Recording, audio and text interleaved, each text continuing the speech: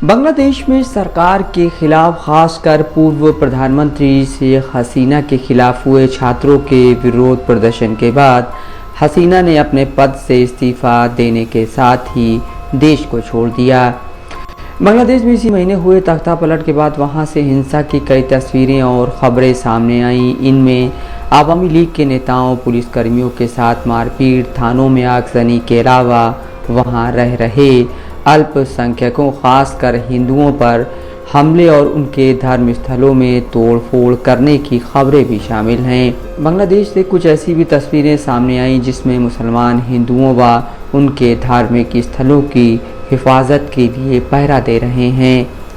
5 अगस्त के बाद से बांग्लादेश में वहां के अल्पसंख्यकों खासकर हिंदुओं और उनके धार्मिक स्थलों पर हुए हमलों को बांग्लादेश से प्रकाशित कई वेबसाइटों, अखबारों और टीवी चैनलों ने रिपोर्ट किया है।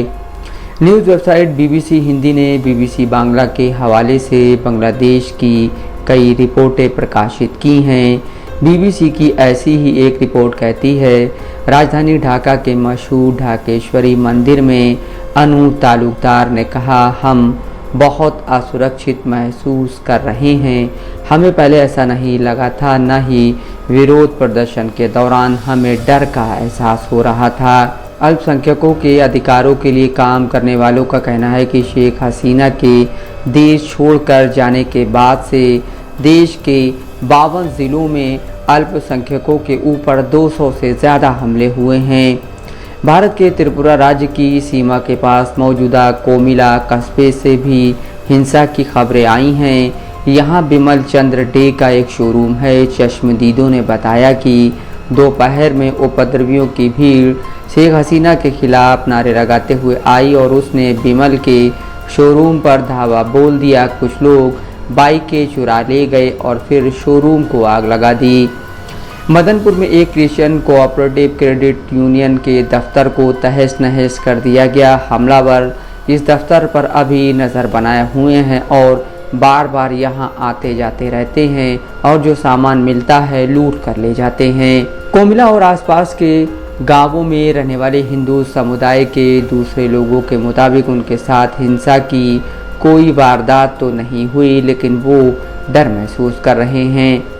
ढाका के ढाकेश्वरी मंदिर में हिंदू समुदाय के नेता गोपाल देवनाथ बताते हैं, यहाँ के हिंदू समुदाय के लोग बहुत शांति से रहते हैं। यहाँ कुछ लोगों का एक छोटा सा तबका है जिसको ये लगता है कि अगर हम ये देश छोड़कर चले जाते हैं तो वो हमारी ज़मीनों और हमारी संपत्तियों पर कब्जा कर सकते हैं। वो सियासी वजहों से भी हमें डराने की कोशिश करते हैं।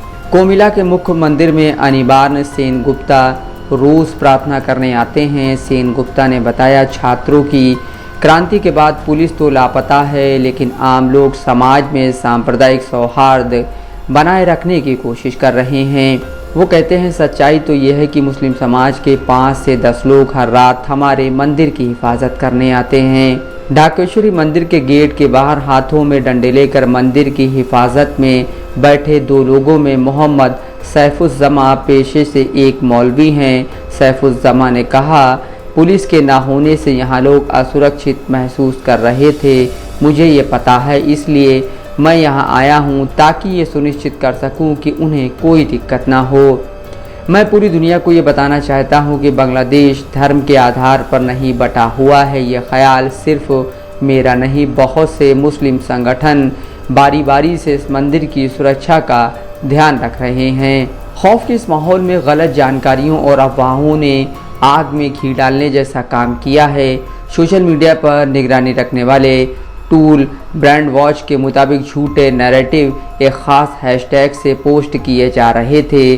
ब्रांड वॉच के आंकड़े बताते हैं कि 4 अगस्त से 9 अगस्त के बीच उस हैशटैग का 7 लाख बार मेंशन हुआ।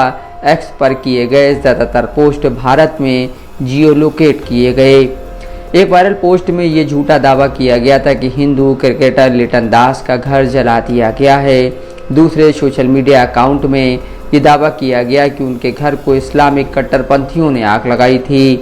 बीबीसी वेरीफाई ने स्थानीय खबरों के साथ इस दावे का मिलान किया तो पता चला कि सोशल मीडिया पोस्ट की तस्वीरों में जिस घर को लिटन दास का घर बताया गया था, वो असल में बांग्लादेश क्रिकेट टीम के पूर्व कप्तान मशरफ मुर्तज़ा का था। वो सत्ताधारी आवामी लीग पार्टी से जुड़े हैं और बांग्लादेश की संसद के सदस्य थे। एक और वायरल पोस्ट में दावा किया गया कि बांग्लादेश में इस्लामी उग्रवादियों की भीड़ ने एक मंदिर पर हमला किया था। ये आग चटगांव के नवग्रह मंदिर के पास लगी थी, लेकिन मंदिर इस आग की चपेट में नहीं आया था। बांग्लादेश के शहरों में हर गुजरते दिन के साथ ही हालात सामान्य होने के संकेत दिख रहे हैं। विरोध प्रदर्शन करने वाले छात्र अब दीवारों पर नया पेंट कर रहे हैं। वो सोशल मीडिया के जरिए अपने लिए फंड जुटाने की कोशिश कर रहे हैं। दफ्तर, दुकानें और बाजार खुलने लगे हैं और उनमें ग्राहकों की भीड़ दिख रही है।